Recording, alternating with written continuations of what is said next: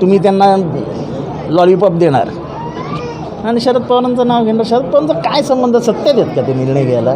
भूमिका काय स्पष्ट करावी? तुम्ही तुमची भूमिका स्पष्ट करा ना. तुम्हाला माहिती आहे सगळ्यांना की तुम्ही देऊ शकत नाही, तरी तुम्ही महाराष्ट्रात मुद्दामून फुटबॉल केलात सगळ्या समाजाचा. त्याचे उत्तर द्या. कसला शरद पवारांना प्रश्न विचारता? सर, मुख्यमंत्र्यांच्या ठाण्यामध्ये माजी मुख्यमंत्र्यांच्या गाडीवरती हल्ला होतो आणि जे काही गुन्हे दाखल केले गेले आहेत ते जामीनपात्र आहेत. कसं बघता या सगळ्याकडे? नारळ फेकले गेले. असं आहे की संस्कारक्षम ठाण्याचं ठाणं बदनाम झालं. ज्या पद्धतीने हल्ला झाला, पोलीस काय करत होते? तुम्ही पत्रकारांनी मला सांगितलं का आम्ही पोलिसांना सांगत होतो काहीतरी घडेल, बघा काहीतरी घडेल. पोलिसांनी सांगितलं काही घडणार नाही, आम्ही काळजी घेतलेली आहे, आणि घडलं. मग आता कोणाला देश देणार? मी काय वेगळं सांगायला हवं? मोठ्या प्रमाणात तिथे पोलिसांचा फौजफाटा देखील तैनात होता. काय झालं? त्या फौजफाट्याने काय केलं? आमच्याकडे सगळं व्हिडिओ शूटिंग आहे. काय केलं? म्हणजे विरोधी पक्षाच्या नेत्यांच्या सगळ्यांचेच जीव जर धोक्यात असतील तर ही अराजकता आहे, ही राजकीय अराजकता आहे. तुम्ही विरोधी पक्षाच्या नेत्यांना घाबरवून घरी बसतील असं वाटतं का तुम्हाला? कोणी घरी बसत नसतं. काय होईल? जीव जाईल ना. आता राजकारणात आलो आहे, एक विचाराची लढाई लढतो आहे, तो गोळ्या खाण्याची तयारी ठेवूनच आलो आहे ना. असं फक्त राज ठाकरे यांनी देखील धमकी दिलेली आहे. आगामी विधानसभेमध्ये कुठल्याही नेत्याला बाहेर फिरू देणार नाही, आमचे महाराष्ट्र सैनिक आंदोलन करतील माझ्या नादाला लागलं तर. कोण कोणाच्या नादाला लागत नाही हो.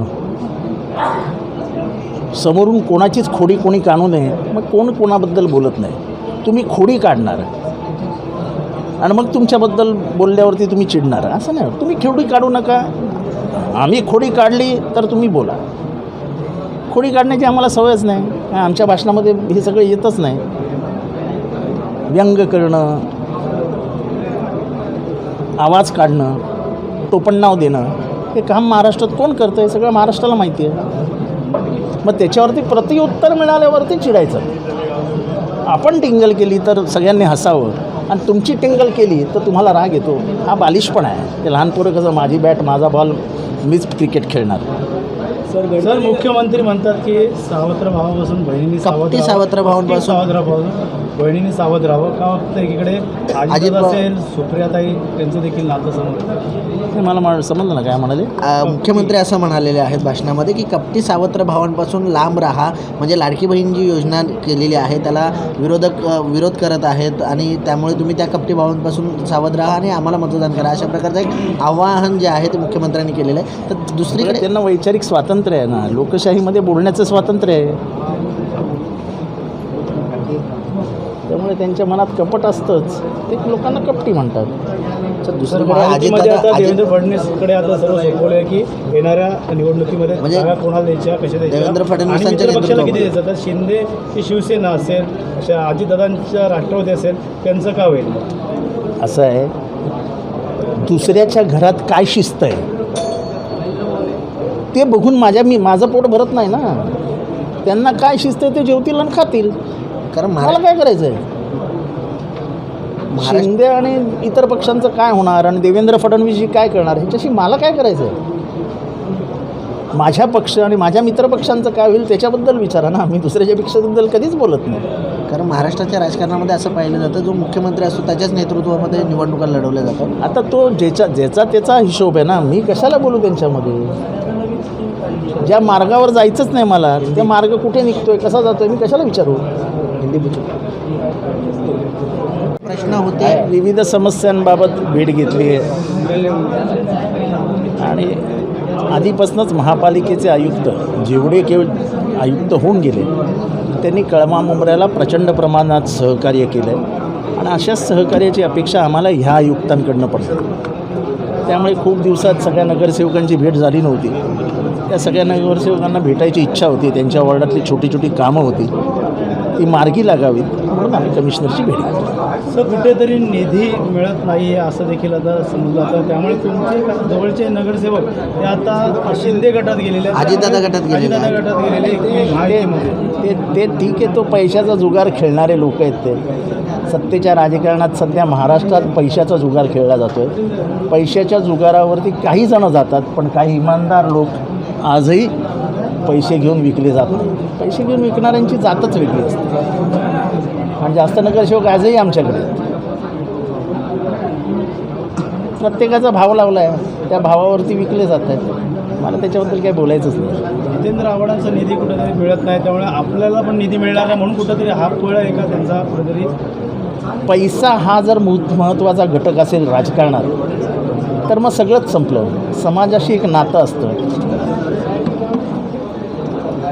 माणसांशी नातं असतं. त्या माणसांनाही समजतं की ह्याला दाबलं जातं आहे. जितेंद्र आव्हाड आज सरकारचा शत्रू असं ओळखला जातो. मी त्यांचा शत्रू नाही, त्यांचा वैचारिक विरोधक आहे. मला निधी न देऊन तुम्ही जनतेवर अन्याय करताय. मला निधी काय माझ्या घरच्या पाण्यासाठी नको आहे. माझा निधी मला जनतेच्या कामासाठी हवा आहे. तुम्ही काही नसलेल्या माणसांना 50-50 कोटी रुपये देता आणि मला 1 कोटी 1 लाख रुपये देत नाही. आणि मी हे किती दिवस बोलतोय. आता नको मला, आता इलेक्शनमध्ये बघू काय होईल ते. आचारसंहिता येथे लवकर लागते, विधानसभा येतात. काय वाटतं मुंब्र्याचा कुठेतरी अनेक विकास होणार आहे, ते कुठेतरी अडथळा होऊ शकतो निर्माण? काही फरक पडत नाही. आचारसंहिता येईल, निवडणुका लागतील, जनता सुज्ञ आहे, निर्णय घेईल. सर, अनेक वेळा पाहिलं जातं कळवा मुंब्रामध्ये जी काही कामं तुमच्या माध्यमातून जर त्याच्यावरती राजकीय म्हणजे हस्तक्षेप केला जातो. अशाच प्रकारे आता 50 कोटी समोरच्या व्यक्तींना दिलेले आहेत. तुम्ही केलेल्या कामांवरती ते सुद्धा दावा करू शकतात? आता कोण दावा बिवा करत नाही. जनतेला माहिती कोण काम करते. त्याच्यात काय अधिक बोलण्याचं कारण नाही. कारण श्रेयवादाची लढाई नाही. छे ज्याला श्रेय घ्यायचं मुंबऱ्यातल्या कामाचं त्याला घेऊ द्या. मुंबऱ्याच्या जनतेला माहिती आहे काम कोण करतं. तर चौपाटीचं काम आहे, चांगल्या पद्धतीचं काम केलेलं गेलेलं आहे. कधीपर्यंत ते काम पूर्ण होणार आहे आणि मुंबऱ्याकरांसाठी आता असं आहे की आता पावसाळा आहे. पावसाळा संपता ते काम पूर्ण होईल. पण एक उत्कृष्ट सोय मुंब्रा कळव्यासाठी चौपाटीच्या निमित्ताने होईल. सर, आयुक्तांनी हे काम पूर्ण करण्यात आलेलं आहे. आता आयुक्तांच्या मार्फत वाटतं येणाऱ्या काळात ते श्रेयवादाची पण लढाई होऊ शकते. मी तर सरळ सांगितलं ना, त्याचं उद्घाटन मुख्यमंत्रीच करतील. मी थोडं म्हटलं मी उद्घाटन करीन. मला ते हे बाबा मुख्यमंत्री आहेत. या शहराचे ते स्वतः सदस्य आहेत, या शहराचे ते नागरिक आहेत. मुख्यमंत्र्यांच्या हस्ते उद्घाटन होणं हे आम्हाला देखील आशादायी, प्रेरणादायी, आशीर्वाददायी. म्हणजे तिथे येऊन ते बघून तरी खुश होऊन म्हणतील जितेंद्र घे तुला 100 कोटी रुपये. अशीच एक छोटीशी भाबडी आशा असते. सर, मुंब्र्यामध्ये 50 कोटी दिलेले आहेत, मात्र जे काही कामं झालेली आहेत त्याची पुन्हा निविदा काढल्या जातात. एकाच कामाचे 2-2 निविदा काढल्या गेलेल्या आहेत. त्याची चौकशीची मागणी आम्ही केली आहे. मागच्या वर्षभरामध्ये अनेक वेळा अनेक निविदा निघाल्या. जी कामं आम्ही पूर्ण करून ठेवली होती त्याच्यावरच निविदा निघाल्या. त्याची बिलही काढली गेली. त्याची चौकशी करावी अशी आम्ही मागणी केली. निवडणुका बघता आता अजितदादा गटातील काही लोक आता तळ ठोकून तिथं बसलेले आहेत. नवीन कार्यालय त्या ठिकाणी काढत आहे, त्यामुळे तुम्हाला आव्हान एक प्रकारचं देणार. कार्यालय उघडून तुम्ही आव्हान नाही देऊ शकत. माझं कार्यालय हे लोकांच्या हृदयात आहे, रस्त्यावर नाही आहे. माझ्या कार्यालयाचा दरवाजा लोकांच्या हृदयात उघडतो. त्यामुळे मी त्यांच्या कार्यालयाला मोजत बसणार नाही.